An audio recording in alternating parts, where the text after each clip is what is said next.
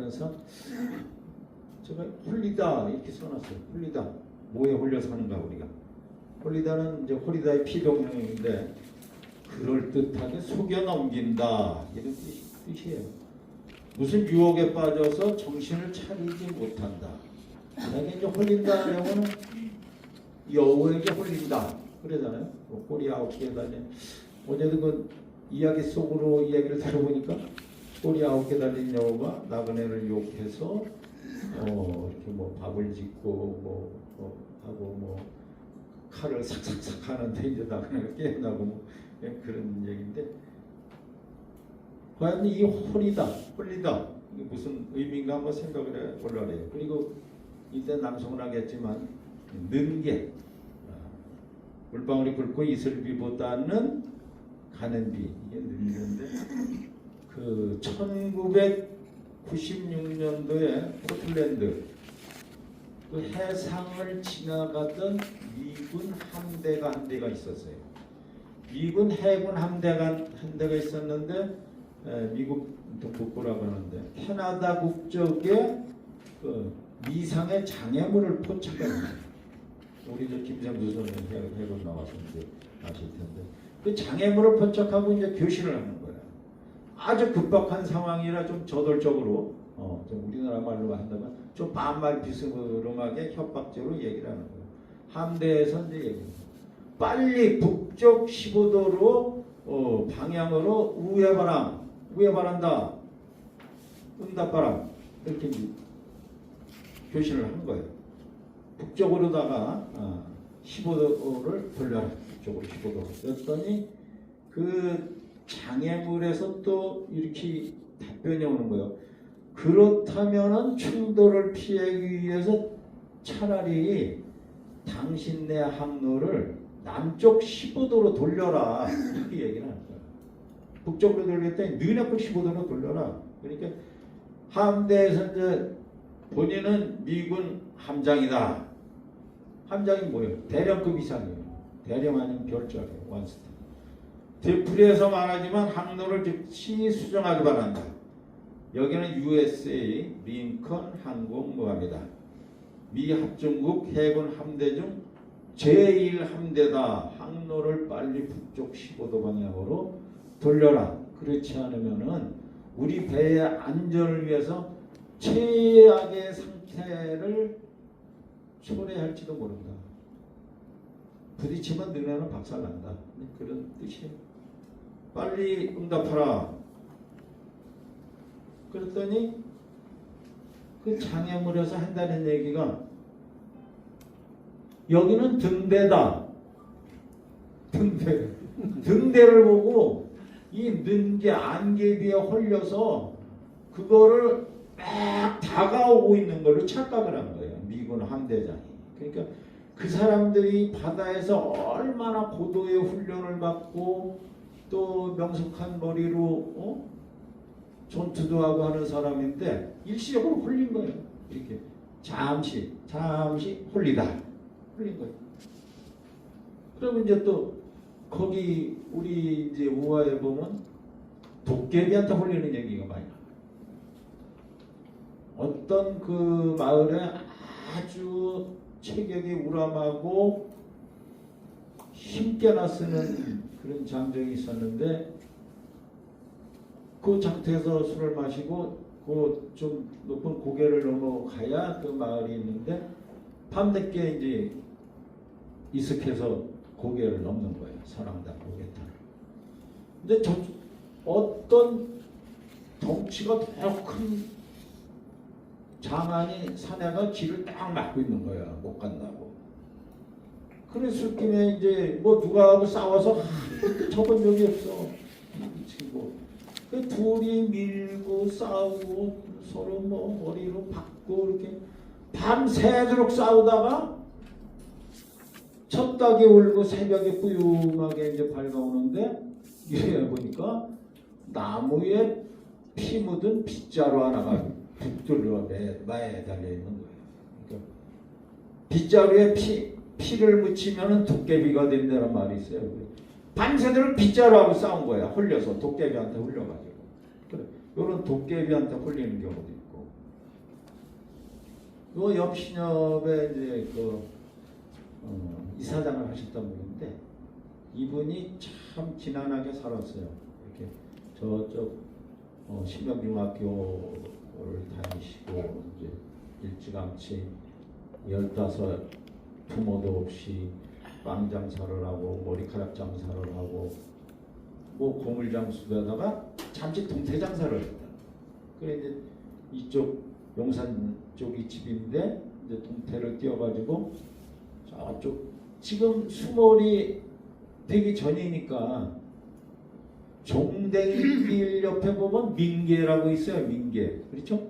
민계라고 써 있는 데가 있어요. 이렇게 가다 보면 민계라고 표시가 있는데 그 점심 여기도 못하고 허기가 진 상태에서 눈은 뭐 억수같이 퍼붓는데 이제 그쪽 종댕이길에서 민계를 거쳐서 마지막 대를 거쳐서 양막을 거쳐서 안심이루에서 이렇게 길이 이렇게 형성이 되는데 그리 와야 되는데 눈에 홀린 거예요.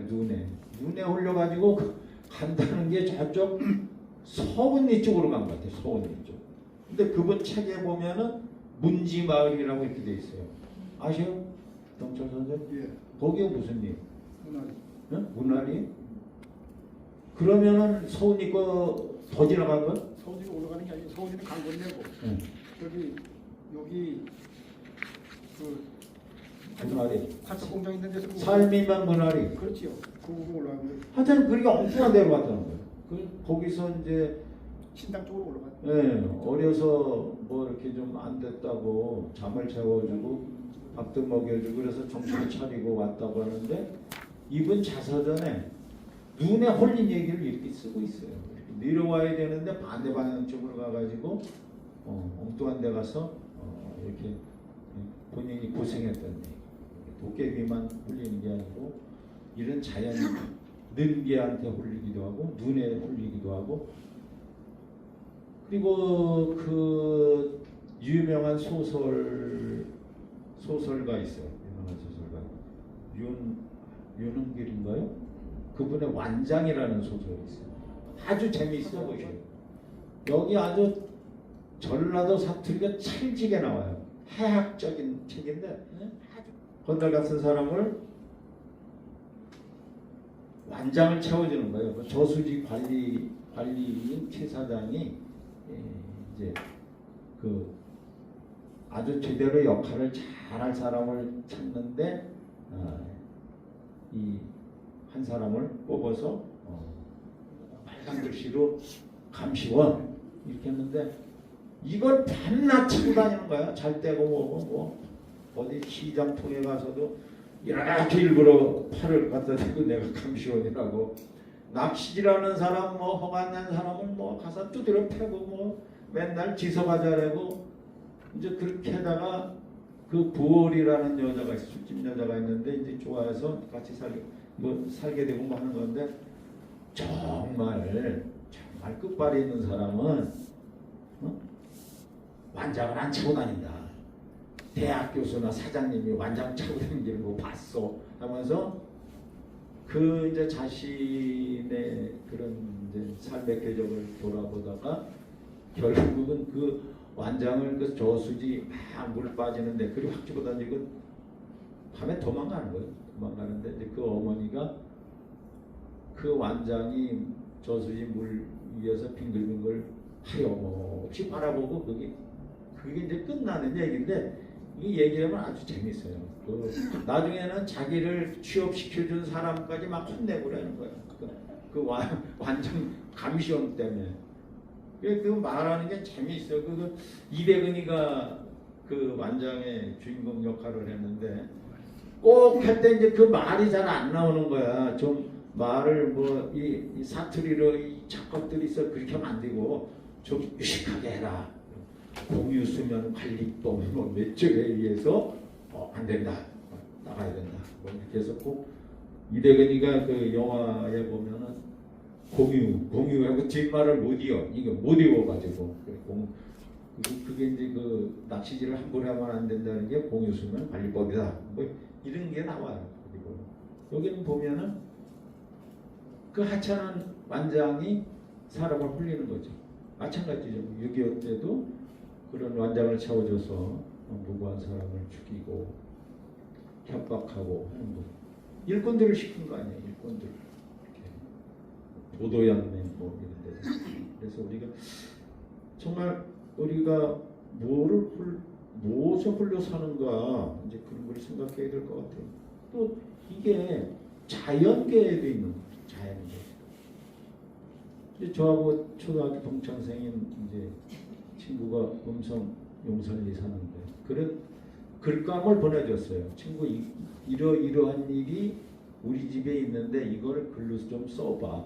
그래서 제가 이제 그거를 써서 중고메일 2021년 4월달에 이렇게 기고한 적이 있는데 오목눈이의 소름 이렇게 해서 썼어요.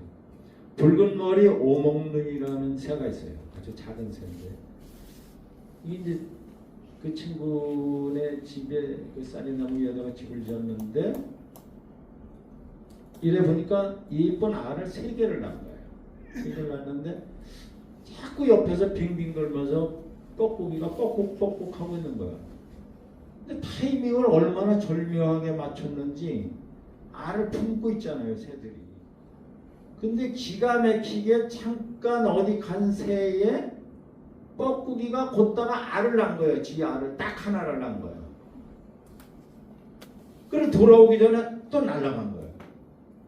이 오목능이는 그 알이 지 알인 줄 아는 거예요. 조금 더 큰데 뻐꾸기 알이 더 크겠죠. 오목능이 알보다. 근데 여기 우리가 배웠잖아요. 전 시간에 시치미 때다. 응? 뻐꾸기가 시치미를 딱 뜬 거지. 그것만 네 알이요. 오목능이 네 알이요. 그러면 이게 문제가 이게 알에서 부화가 되면은 오목눈이 알이 새끼가 뻐꾸기 새끼가 하나인데 이 뻐꾸기 새끼가 그 오목눈이 새끼 난 거를 이렇게 등에 업고서 나무 밑으로 확 떨픈다는 거야. 그러면 이제 운 좋게 하나 정도는 살고 둘은 죽고 그러면 오목눈이는 뻐꾸기 새끼를 지 새끼인 줄 알고 키우는 거야. 그러면은 아까 시침이 뗀다 그랬잖아. 뻐꾸기는 딱 시침이 떼고 그 주위에서 멀리 안 가고 뻐꾹뻐꾹 하고 있는 거야. 이렇게. 그래서 나중에 지 새끼를 데려간 거야. 자연 세계에서도 이렇게 홀리고 있는 걸 모르는 거야. 그 우리가 뭐를 잘하면은 아유 동물적인 감각이 있어 그러잖아요. 근데 그걸 모르는 거야. 내가 계속 품고 있으면은 그게 제 새끼인 줄 알아. 그래서 하물며 우리 사람이 어떻게 뭐에 홀려 살 것인가? 나는 뭐 지식인가, 재물인가, 명예인가, 지위인가 이렇게 이 부탁지근하고 더운 날에 우리가 참 뭐에 홀려서 살고 있는 건가 이런 걸 한번 생각해보자는 의미에서 이렇게 말씀을 드려봤습니다. 오늘 이 신앙송에 대한 건 조금 이따 말씀을 드리고 먼저 제가 이렇게 나눠드린 유인물에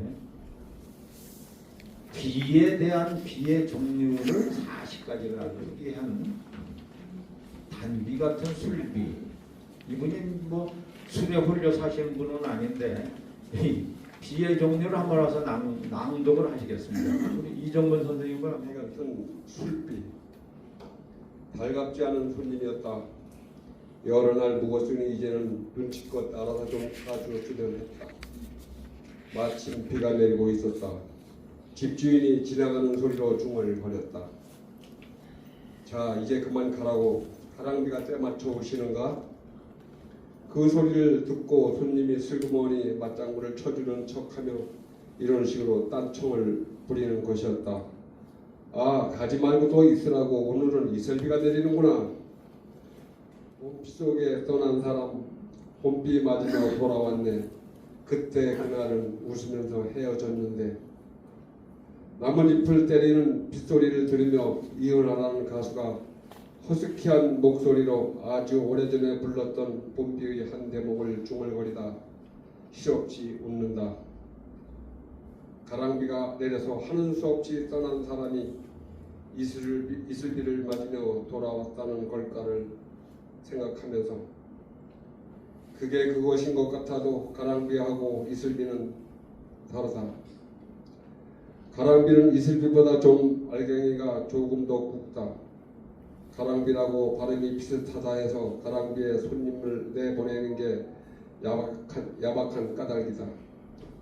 혹시 이슬하는 이슬비라면 몰라도 가늘게 뿌리는 빗방울 모양이 안개처럼 보이는 건 말 그대로 안개비다.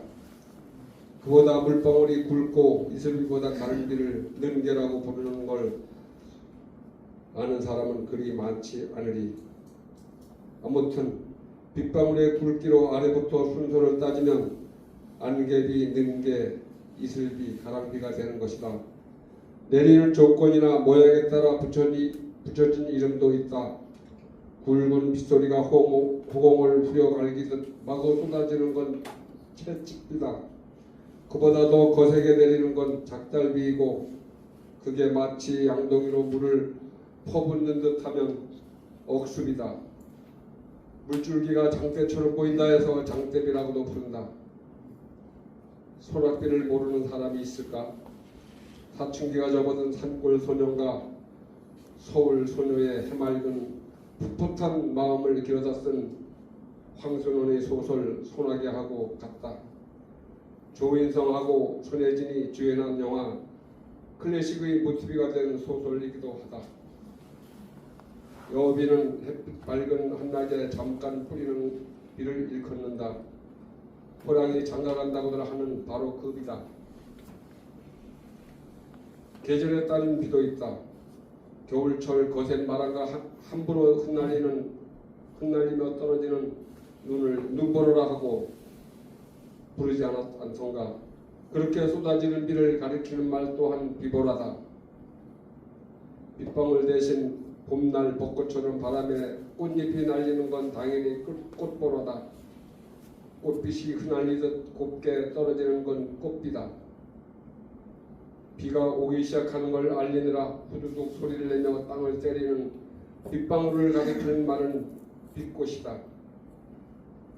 무더운 여름 한나절만이라도 고단한 농사일에서 잠시 놓여나 낮잠이나 실컷 자두라고 내리는 비는 말 그대로 잠비다. 그 농부들의 애간장을 태우는 오랜 가뭄 속 시원하게 해갈 씻겨주는 건 단비다. 사시사철 가리지 않고 비만 내렸다 하면 마음부터 설레는 이들이 있다. 술꾼들이다. 그들 대부분의 가슴에 그득한 빗물 같은 슬픔을 어루만져주는 술비는 종류를 가리지 않는다. 안개비든 가랑비든 이슬비든 채찍비든 작달비든 장대비든 꽃비 잠비든 비보라든 모든 가뭄에 내리는 단비 같은 술비인 것이다. 마음으로 보는 세상을 쓰신 송진호 교수님 글이었습니다. 안녕하세요. 저는 김영옥입니다.